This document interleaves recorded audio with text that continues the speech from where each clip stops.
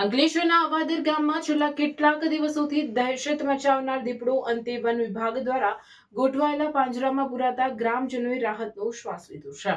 2 દિવસ પૂર્વે દીપડાએ ગામના એક ડેરી ફાર્મ પર હુમલો કરી 3 વાછરડીઓ પર આક્રમણ કર્યું હતું, જેમાં એક વાછરડીનો શિકાર થયો હતો, જ્યારે અન્ય 2 પશુઓ ઇજાગ્રસ્ત થયા હતા। તેમને સારવાર માટે ખસેડવામાં આવ્યા હતા। ઘટનાના પગલે ગામમાં ભયનો માહોલ ફેલાયો હતો। ગ્રામજનોની રજૂઆત બાદ વન વિભાગની ટીમે સ્થળ પર પાંજરું ગોઠવી દેખરેખ વધારી હતી। સતત મોનિટરિંગ બાદ દીપડો પાંજરામાં પૂરાયો હતો।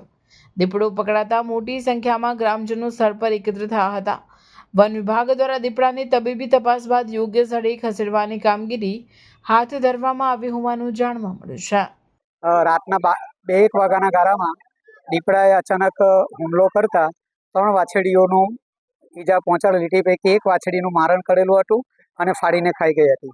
ત્યારબાદ સાંજના સમયે વન વિભાગના આ વાતની જાણ કરતાં વન વિભાગે સવારે મુલાકાત લીધી હતી અને સાંજના 5 વાગ્યાના અરસામાં એઓ આવીને પિંજરું મૂકી ગયા હતા અને પિંજરાની અંદર મૂકીને ગયા પછી લગભગ 7-8 વાગ્યાના ગાળામાં દીપડો ફરી પાછો તબેલા પર દેખા દીધી હતી અને પિંજરામાં પૂરાયો હતો।